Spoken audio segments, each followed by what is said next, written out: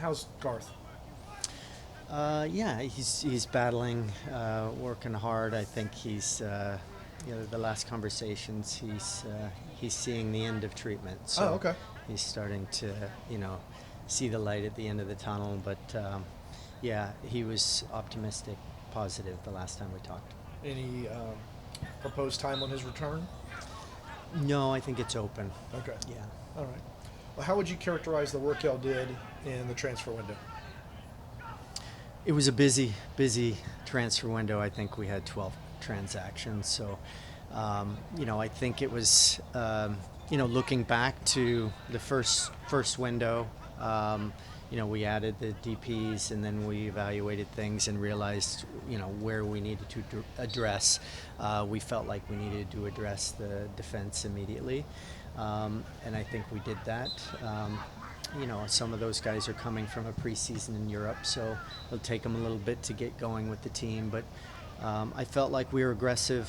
It's not done yet. We need to address it again in January, but I felt like we're taking the steps, and now we need to see that in results. Is the plan going forward to continue with these 3 designated players that you have? And if so, how do you see them working well in tandem together, considering what has happened so far this season? Yeah, I mean, when you look at the DPs we have, we're going with that group. Whether that changes in the future, we have a different model where we can go with 2 DPs and use more allocation money into the rest of the roster. That is something we can talk about going into next year. But yeah, the 3 DPs, I think, you look at Alexi's form. Lately has been fantastic. He's scoring goals for us. He's a real threat around the 18-yard box. That teams now have to pressure him, otherwise he can finish a chance.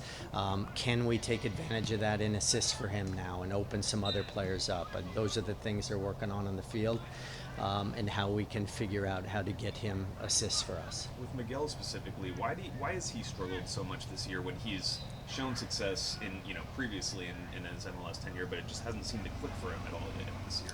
Yeah, I mean, sometimes that happens. I think Miggy is just given so much, and every game you can see it. He wants to win. He's captain of the team. He's giving everything he has, and I know he's probably played 12 months straight without a break. So I do think that's a challenge for bringing players over from Europe. And many times you see, the next year they get a fresh off season and they come in looking different. But I think, Miggy's trying to press, he's trying to find his spaces and what's working.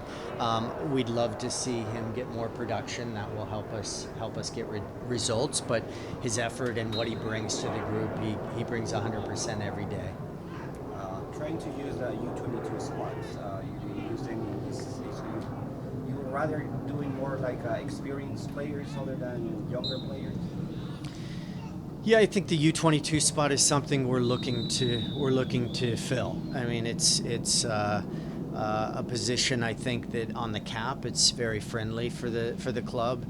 These are positions you have to really take your time on and make sure you're getting the right U22. And those can vary between low acquisition costs and really high acquisition costs. My last club, we had a lot of success with our U22s. We ended up selling one for 20 million to Europe. So I think those are good positions to look for. We have lists of players in different positions that we are focusing on, and now it's a matter of finding which one is going to fit the best into the club. What measurements do you take when hiring a new addition? Or how do you measure if it pays off at the end?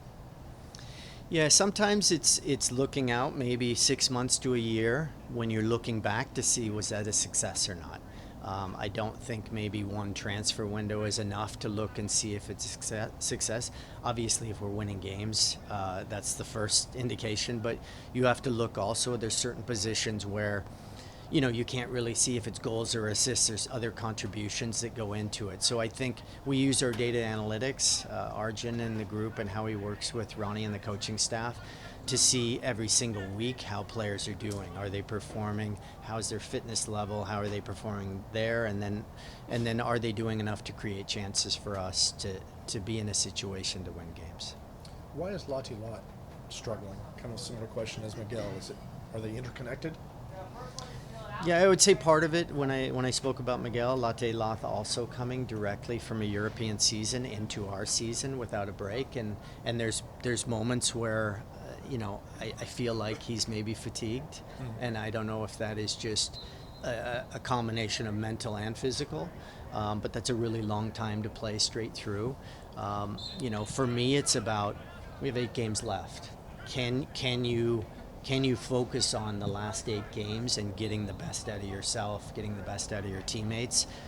Then, some of these players are going to get an off season that could be the longest off season they probably had in their life, with the way MLS is set up. So I think that's the mentality we need to look at and work with Manu and Miggy.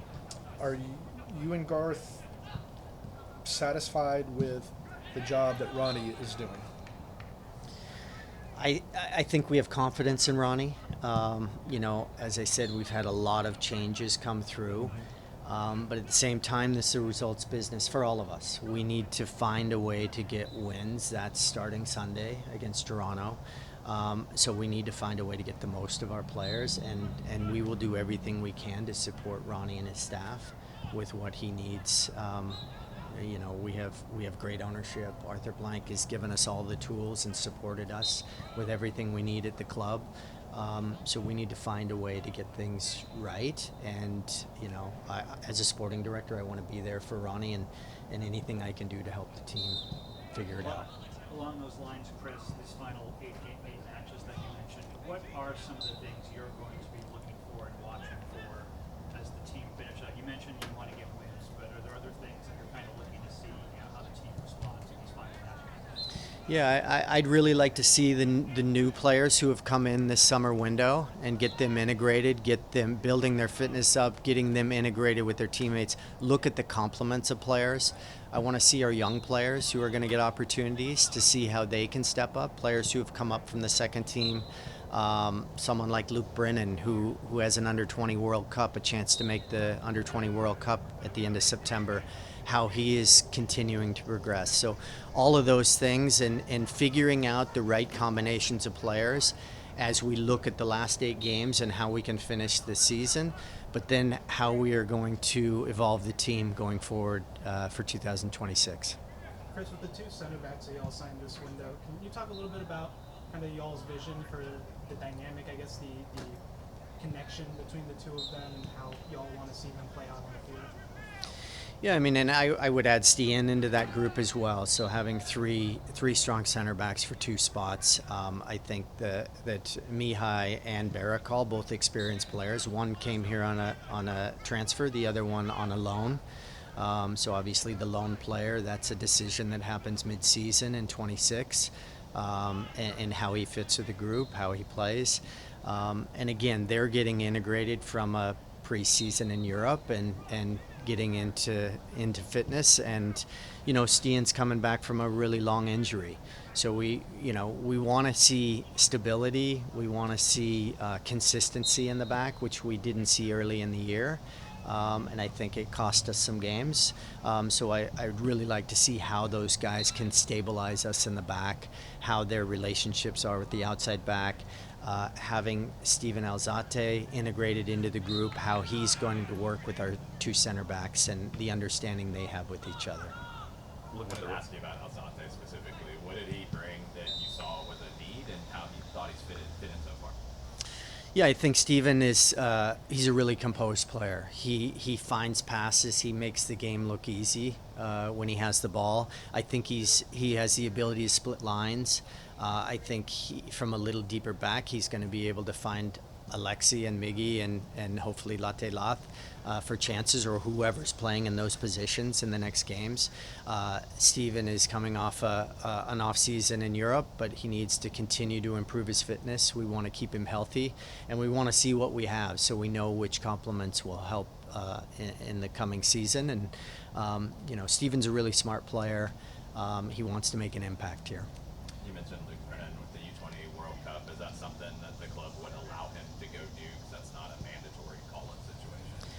Yeah, we support a player going to the Youth World Cup. I think it's a great opportunity. It's a great showcase for him to improve and show what he can do, and put him really in the spotlight.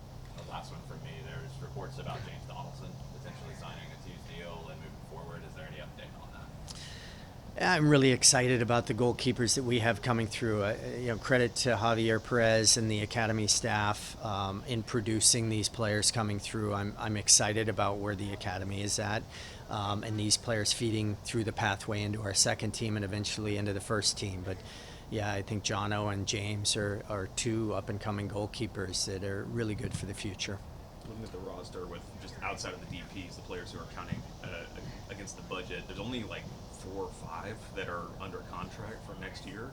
How much turnover can fans expect from the current team to whatever the roster is going to look like next year? And how feasible is it to turn over that many players and have a successful squad?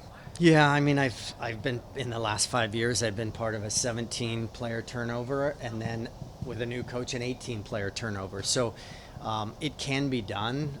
When I was a player, I went from worst to first and won 2 trophies the next year. So especially in MLS compared to any league in the world, things can change really quickly, and I've seen it as a player, I've seen it in the front office. So I do think that we need to evaluate everything these last 8 games and see where we're at and which players we will go with going forward. And some of that just comes down to relationships between players and how they are combining together, and the recruitment process and how we feel that the new players will come in and integrate into those complements on the field. I wanted to ask you, as a sporting director, what are you looking for in players with what you've seen from this team and what it needs to be successful next year? Are there kind of certain characteristics or certain, not even like player profiles, because they're all going to play differently based on their position, but just in terms of what you're looking for when you're going out there to the market? Yeah, it's a good question. When we scout players, we have 7 or 8 steps we take as we go through. That one is the evaluation, one is the scouting reports, data analytics, obviously how we look at how they're going to integrate with our team, and then the interview of the player. So it's interviewing the player, the agent, coaches who have had them before. So we need to have an understanding of the players we're bringing in, and then also have an understanding of our current team. Does that player fit the positional profile we have? So I think those are really important, and being able to get the right amount of time to spend watching these players. And that's something I'll address here in the off season of adding to our recruitment team. Jamie Henderson left for a great opportunity. We will fill his role in-house. So I do think there'll be a different look in how we do things and how we go about it, but that is a process, and how we need to build that, and then how we need to bring the right players in. So there will be moves coming. We have to address the positions of need, and we have to look at the players who are outgoing, how we're filling those roster spots and taking advantage of the budget space. Last year, Rob Valentino wasn't retained as the manager, in part because Garth said he didn't win MLS Cup with the roster. Is it the same standard for Ronnie this year, and if not, why? Yeah, I mean, we had a lot of new people coming in this year. I mean, I'm new, coaching staff's new. I think there's been a lot of change. A lot of new players now are coming in. So I do think, just from my experience, sometimes that takes a little time for things to click. So I think, with supportive ownership, I think we're being patient on how to figure out the best way going forward. But as I said before, it comes down to winning games, and that's where we're at right now, is can we collect points, can we show that we're going in the right direction. You mentioned, Marcelo, you mentioned 2026 and moving forward, and you mentioned the goalkeeper position, the young players. Would you like to see some other goalkeepers maybe see some time on the field in the regular season to get acclimated and prepare for 2026? Yeah, I mean, goalkeeper's a major position in the club, and we've been had open dialogue with Brad. Brad knows we're looking for a number 1 goalkeeper next year, so we've been active in that, and then having the young goalkeepers coming through. I mean, you have Cohen, you have Jaden. Jaden's played 2 really solid games for us. So in the last 8 games, should we see Jaden, possibly? Yes, again. And I think that's a position that, you need to be solid in the back and build off that foundation.